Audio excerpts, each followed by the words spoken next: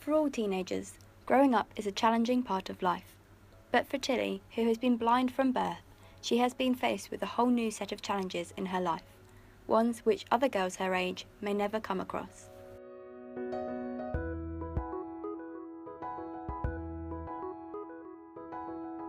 I don't really remember knowing I wasn't able to see because I don't really remember much about it. Like everybody who can see, they think, oh, you've got somebody to help you. It's amazing.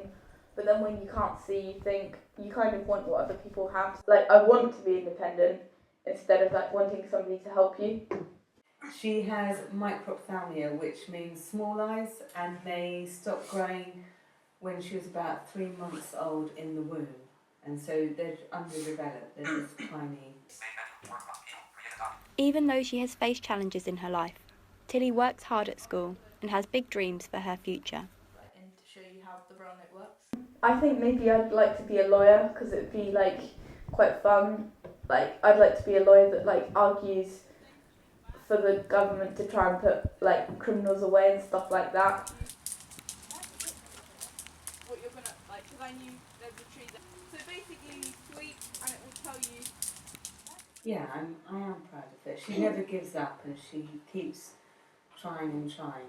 When she wants to be, she's very nice and funny. We like listening to music together and watching films. I like climbing and I like athletics and I like drumming.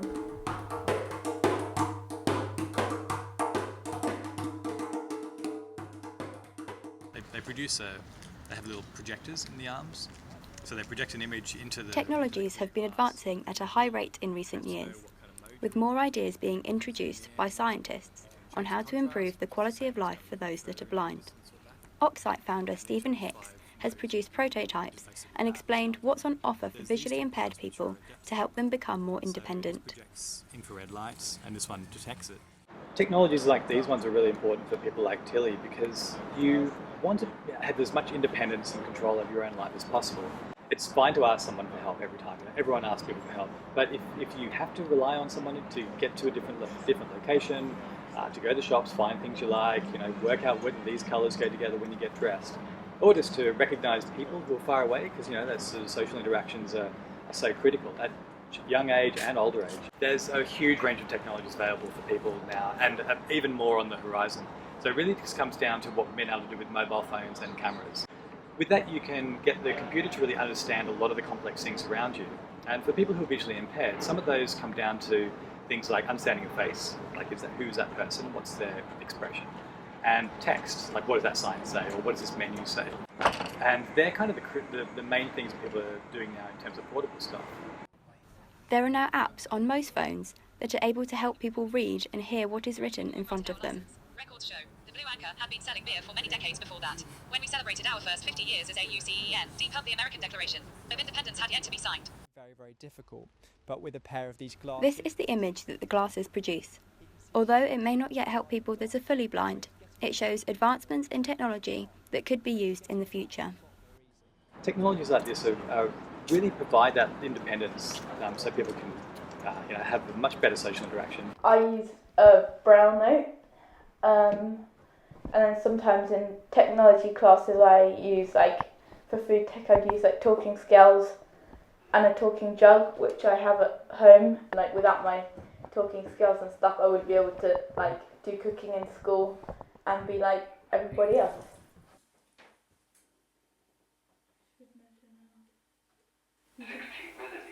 And I find how when she uses braille, I don't get how she does it because I wouldn't be able to do that. She's a lot more independent, and at home she doesn't really need any help. Okay. Only if she can't find somebody's moved her shoes, or they've moved her clothes or moved something, but otherwise she's quite independent. Yeah, it's all about accessibility. There's this quote where it's no such thing as disability, it's the environment that disables someone, and that's really the same for technology.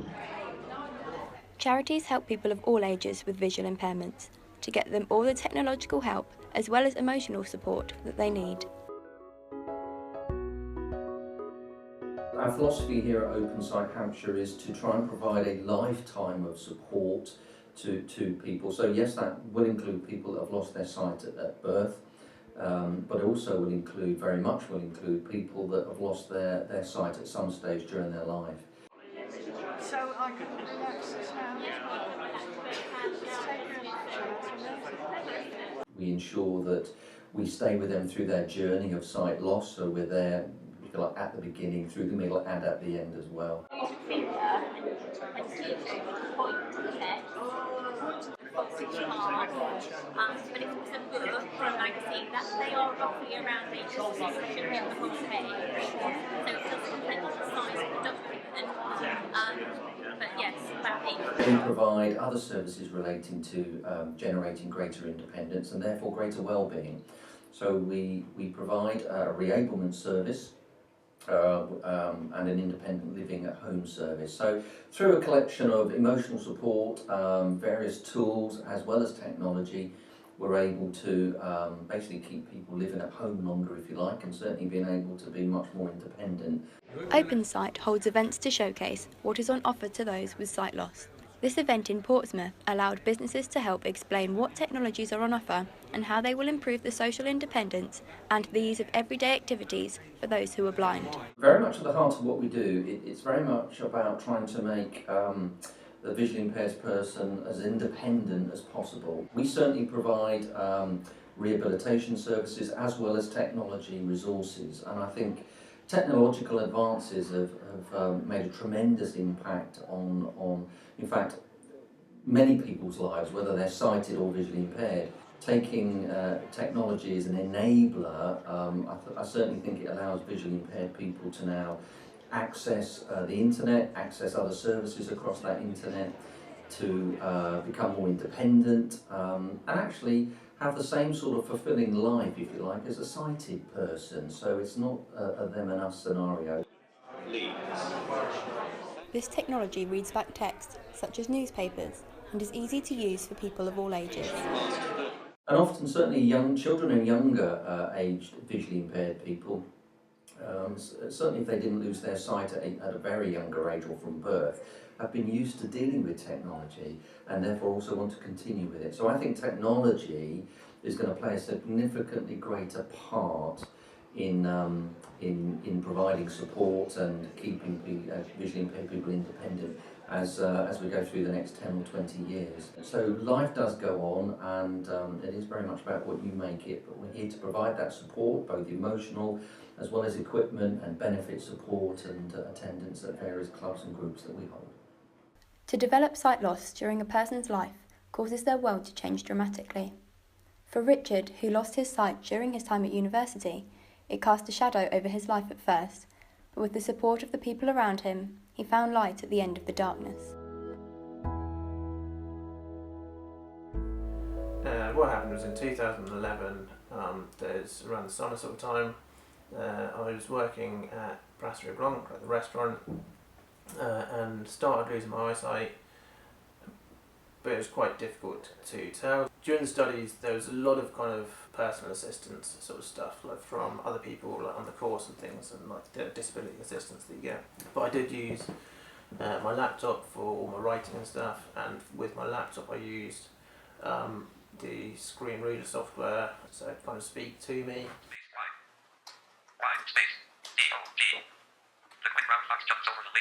So I don't use the mouse much at all, it's all just the keyboard shortcuts, things like that, which obviously you need kind of quiet areas and things, and then it's more just using my phone and things like that. Right, now Chris is getting on the phone. Jotting things down and kind of remembering stuff and, you know, little bits and pieces.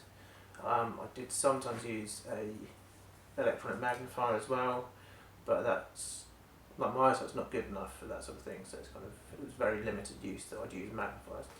Texting can be a bit laborious and things because it's kind of like with the speech, but I do prefer like texting myself sort of things, so you just hover your finger over the letter, let go, and it inserts it, and you know, it's easier to make less mistakes. Richard is socially independent and likes to get involved in community projects and social groups such as Winchester Goalball to interact with other people with similar sight conditions. Then also the extracurricular activities and things, like kind of one of the reasons why I've been doing those as well is to prove to myself that I can kind of do pretty much anything that I put my mind to, but at the same time, if employers ask about things like that, they might think, they might initially think he's blind, he might not be able to do the job, but at the same time, if you look at the extracurricular activities and things, then it's kind of like, well, he did do, I don't know, this race, or I do rowing, I do goalball as well, which I don't know if you know about, but it's a blind sport which is very difficult to describe, but it's kind of similar to dodgeball, but you want to be hit by the ball so that it doesn't go in the goal, and you're fully blindfolded with the ball in the ball. Goalball is just one of the many social groups set up to encourage those with visual impairments to get into exercise. Their training sessions set them up for national and international competitions. But yeah, it's kind of just, there's lots of the things that I kind of do which I try and intertwine to make things easier and that. And, yeah. So it's kind of the degree and like voluntary work and everything else is kind of working towards career and stuff, really. Richard has had a lot of success through goalball and other sports. He has not let his condition affect his social and academic life. He overcame his initial worries and is looking to the future. Basically, I was going to do the Winchester half marathon. Shortly after losing my sight, I moved back in with my parents, which again, I quite like my independence, so that was a bit of a blow, like having to move back in with them. But I kind of thought to myself that I need to have some time to myself, and I'm going to be a little bit depressed for a while because it's a very traumatic sort of period, and they do describe it as like loss and bereavement. The physical and emotional support available from a guide dog is unique to other forms of care available. Guide dogs for the blind train dogs to help their visually impaired owners get around independently. It's volunteers that are supported by guide dog staff, and their main job is to get the dog out and about in the world, because we need our dogs to be out on the streets coping with all of this in their stride. So we want them to have sort of structured fun, really. We want them to be out and about and socialise. We want them to meet as many types of dogs as possible, because they're going to be coming across them when they're working on the streets. My favourite part is that I see people grow in confidence and I see their lives change. I think that's a very powerful motivator for me. And it definitely keeps you going, when you see people's lives change for the better, and really underconfident people that never went out and they're out every day and they're social and their lives have completely changed from having a guide dog. It's amazing. Loneliness is a feeling experienced by a lot of blind people due to feeling isolated, but guide dogs provide a form of companionship. In terms of going from a cane, which is where you are very anonymous, to a guide dog where actually you're out there and people are attracted to you and people come and talk to you, I think it massively helps to take away that social barrier, if you like. Guide dogs provide a different type of support for visually impaired people compared to technology and social groups. The basic idea of a guide dog is it's a mobility aid. It gets the person from A to B, the same as a cane would, the same as holding someone's arm would. To go to a support group is great, and I have guide dog owners that go to support groups, but they would still have to get themselves there. They've never been to that place before, the dog's never been to that place before, but one of them has to know where they're going, and so they're using technology for that. And likewise, technology is coming on leaps and bounds, and we're finding more and more of our guide dog owners, and usually our younger ones, are using technology. I don't think they're mutually exclusive. I think you can still be a guide dog owner and go to a support group, and I think you can still use technology and be a guide dog owner. The dogs allow their owners to be more socially and physically active, and makes those who are unable to see have the ability to travel independently to places and still do everyday activities. They are key to improving the social independence of people with a visual impairment, but they are limited and only available to those who are deemed most critically vulnerable.